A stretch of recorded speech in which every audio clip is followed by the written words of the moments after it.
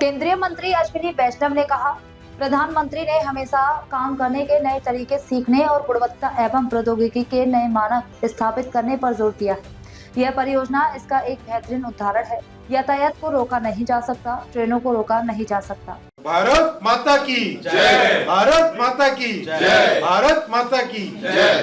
तो प्रधानमंत्री जी का हमेशा एक बड़ा इसमें गाइडेंस ये था कि हमें नए काम करने का नया तरीका इससे सीखना है और क्वालिटी और टेक्नोलॉजी का एक नया पैरामीटर सेट करना है, एक नया पैमाना सेट करना है। इस प्रोजेक्ट की ये बहुत बड़ा एक फैक्टर है।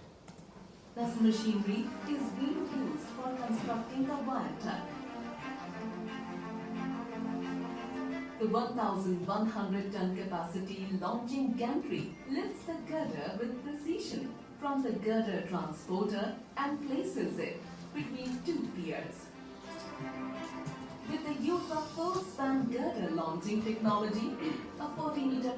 अब इसमें इस टेक्नोलॉजी के कारण एक चीज आप देखेंगे, नीचे ट्रैफिक चल रहा है, नीचे ट्रेन चल रही है, नीचे हाईवे है, कई ऐसी परिस्थितियां हैं, लेकिन आराम से बिना कोई सेफ्टी की रिस्क हुए काम चल जाता। अदरवाइज अगर सेगमेंटेड करते, जो कन्वेंशनल टेक्नोलॉजी थी उससे अगर करते तो आपको ट्रैफिक कई दिनों के लिए ब्लॉक करना पड़ता और हिंदुस्तान में ये बहुत बड़ा चैलेंज हो जाता है।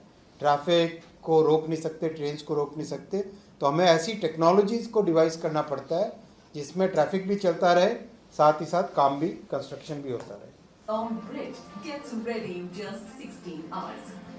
16 घंटे में 40 मीटर का bridge. 3 kilometers of viaduct has been completed with more than 400,000 noise barriers installed on both sides. Overhead electrification masts have also been installed in 53 kilometers. For the first time in India, the J-slab ballastless track system is being implemented. The entire track installation process is fully mechanized.